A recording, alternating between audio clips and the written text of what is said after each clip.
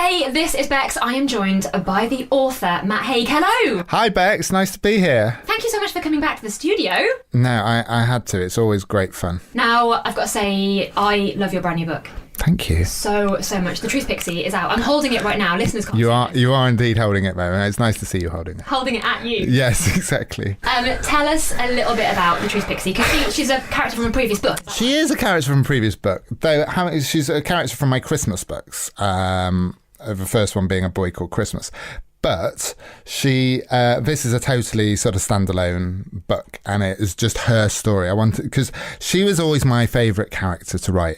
You know, I write books for children and for grown-ups, and I never have more fun than when I'm writing about the Truth Pixie. The Truth Pixie basically is a pixie who's got a special condition where she can only tell the truth. So, you know, however much she might want to lie out of politeness or something, she has to tell the truth. So it gets her into all kinds of bother, because sometimes lies are a little bit useful, and the Truth Pixie can't do it. But so this is a story about how the Truth Pixie learns to accept herself as a Truth Pixie, and how she also even manages to use her power of telling the truth to cheer up a rather sad little human girl. Oh yes, is it Ada or Ada, or how are you pronouncing it? Ada. I think, yes. It's a real life name from Finland, because it's set in Finland, which is kind of where Father Christmas lives, in Lapland and all of that stuff. So Ada, yes, she's from Helsinki. And in the book, I mean, telling the truth is a bit of a curse sometimes.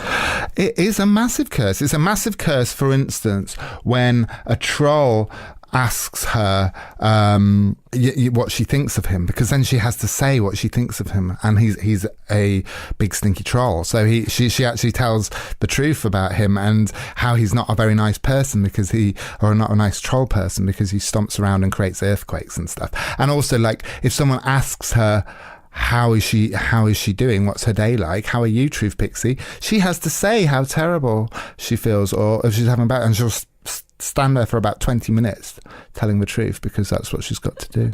That is some people's worst nightmare, isn't it? Exactly. Like, I guess I have to tell you, everything's awful. And also, nearer the end of the book, there is some really lovely advice. Yeah, she basically, because she meets the girl who's having a bit of a bad time, because, you know, this girl's moving house, and she's got a poorly grandmother and various things going on, and she tells the girl that, yes, these are horrible things, but she also gives her some very, very good reasons to be cheerful about her future. I've got to say, reading the book, I was like, I could use this advice.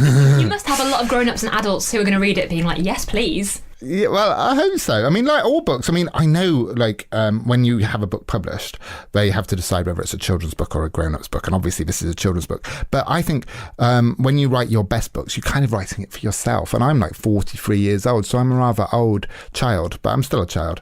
But yeah, I hope lots of people find it cheering. And did you try it out on your kids? I more than tried it out, yes. I even had editorial suggestions about it. My daughter, Pearl, who is now 9, but she was about 8 at the time, she said, "Oh, you need a talking rabbit in it, Dad. You've got to have a talking rabbit." I said, "Why?" I said, "Why? Why specifically a talking rabbit?" She says, "Talking rabbits make everything better." And she's kind of right. It was a good logic to it. So there's a talking rabbit, and yeah, and also got both of my children, Lucas and Pearl, to read it aloud, because it's a rhyming book, and if you get your rhymes wrong, it just sounds really clunky. So we had them read it lots. Was it difficult to write a poetry book? It was, but it's fun. It's fun doing a rhyming book, and also, yeah. It's like one big long poem, and poems are fun, and it's fun trying to make it look like you're finding the right word rather than you're finding it just because it rhymes. I think that's a hard bit. That's quite a skill, I think, isn't it? Yeah, and you don't always get it right, but you have to sort of redo it until it sounds right. Now, we should also mention you have your other 3 Christmas books as well. I do, yes. They're all finally out together. Mr. Christmas. I am Mr. Christmas. They are A Boy Called Christmas. Yes. That was the first one. Then there's The Girl Who Saved Christmas. And then there's the brand new one, Father Christmas and Me. So how are you finding being the King of Christmas?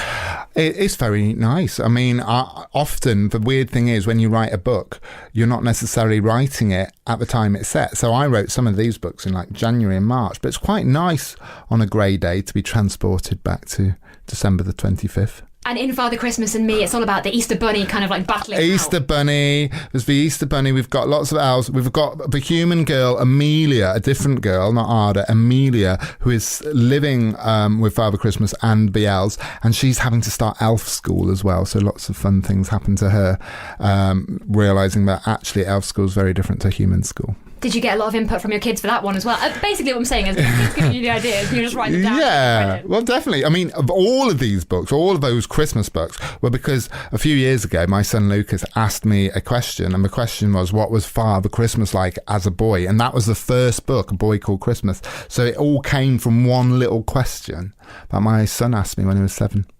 And so now you've got all of these books out, I think perfect for Christmas, and also the most beautiful illustrations as well. Mr. Chris Mould, absolutely. He's stuck by me now for 4 books. So we've got, and I think, it gets better book by book. So in Father Christmas and Me, and the Truth Pixie in particular, the illustrations are, I think he's done his best ever. And he's absolutely brilliant, yes. They perfectly match, definitely. Now, you've been in here before. I always do a little quiz with you, Matt. Oh, we're doing this again? I'm afraid so, yeah. Okay, sorry. I'll wind my brain up. Okay, no, this quiz, because you've done my author quiz. I have, And last time you were here, I did a Christmas quiz for you. And I was what thinking, have we got now? Go on. The Truth Pixie, I thought I'd do a truth or false. About Pixies. See what you're doing. You see, I've run with the theme. This is great. I've done some research. Yes. It's a simple 5-question. Let's do it. It's fine. But I want to know true or false, basically. How much do you True or actually know false? about pixies? I'm going to hide the answers from you. Yeah, that's right. I'm going to fail my exams. I don't know. Maybe we'll send you back to elf school. It's fine. Okay, first one. The folklore of pixies is thought to belong to Cornwall. True or false? I'm going with true. It is true, yes. There you go. I've eased you in gently. That's fine. Pixie comes from the Latin for pig's eye. I'm going with false. Yeah, correct. Made that up. It's possibly Swedish for little fairy. It's just testing you. Okay. Queen of Cornish pixies is called Joan the Wad. Maybe. I don't think there's not a maybe in true or false. True. True. Yes, it's true. Yes. She's officially the queen of the pixies. Maybe. You can't get on it from me, Matt Haig. True, false, or maybe. It's my favourite game. There's no winners, no losers. True or false? The official mascot of the pixie is the unicorn. False. That is false. Yes. Unicorn is the official mascot of Scotland, not pixies. Oh, there you go. Absolutely. You have plenty of unicorns in Scotland. That's why I always love going up there. And finally, there is a day called Pixie Day in June. True or false? True. True, yes, it's true. Well done. It's reenacted every year, and they apparently where it's reenacted, they capture the town bell ringer and they basically kidnap somebody in the my village. goodness! Wow. Because pixies are naughty, I guess. Yes, they are. Can be quite mischievous. Yeah. So luckily, none of that happening in your book. Well, no, naughty things happen, but not that particular naughty thing. No. So we should say The Truth Pixie is out pretty much right now. All good bookshops will have it. Out right now, yes, and I'm very pleased to say it is flying off the shelves with lots of pixies ordering it. It is a beautiful book. I've read it and absolutely genuinely loved it. And we've also got all of your Christmas books as well as King of Christmas. We have indeed, yes. So, yeah. Christmas is all year round in our house, so yeah. Brilliant. I'd love that. Thank you so much for popping by, Matt. Thank you, Bex. That was amazing. Thanks.